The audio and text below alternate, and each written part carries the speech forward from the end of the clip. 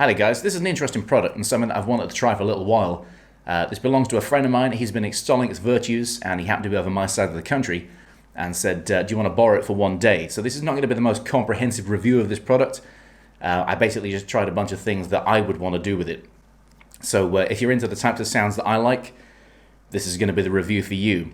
I found it very, very easy to dial in clean sounds. So I've got a bunch of isolated examples, including one from the intro jam, which was a clean part where I just plugged straight into it. Now I did add tremolo in Cubase. Now curiously, this unit does have tremolo built in, but you have to access it through an app, and I have a bit of an app aversion.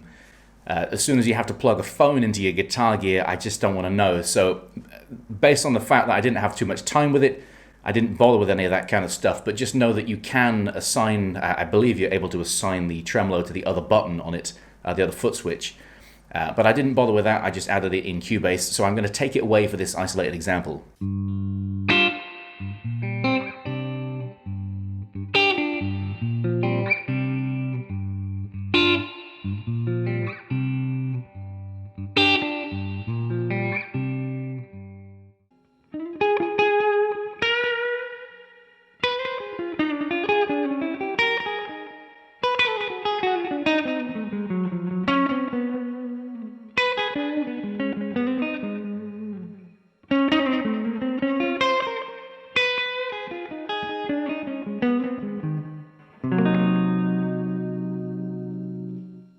I found overdrive sounds a little bit more problematic to dial in. You can get a variety of sounds, but getting smooth sounds was slightly trickier for me. I think this is really just based on the kind of pedals you've got and whether they're just good combinations. So my Barber Burn unit worked well into the SansAmp section of the Richie Kotzen Fly Rig. Now I know that's a bit of an unusual thing to do because the SansAmp is really designed for direct-to-PA or direct-to-interface applications. But you can also use it into an amp and it can smooth out the gain beautifully. So I'm going to give you a quick example of that. This is the OMG portion of the Fly Rig, which is the distortion section, straight into the Dream 65, and then I'll engage the SansAmp and you can hear what the difference is.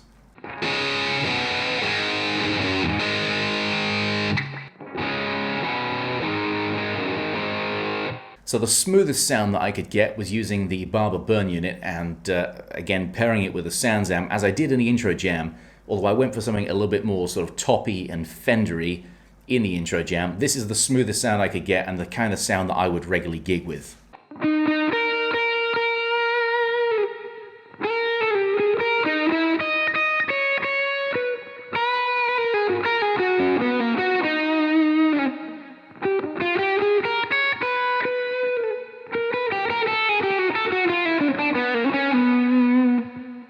The last thing I'm going to play you here is the internal drive. So when you ramp up the volume, you can consider this to be like a Master Volume Deluxe. So the volume is actually the gain control, and then you have an output, which is the overall output to whatever device you're running it into. So if you ramp up the volume, you get a little bit more gain, and then I hit it with a Seriatone, that's what I'm going to call it. Seriatone Centura, which is basically a clone, and that sounded more like a a blues, I've gone for an Albert Collins thing. I think you can hear that it's an Albert Collins thing, but if I had a Telecaster, it would definitely be in the right kind of ballpark. I did it with my Les Paul, it was close enough.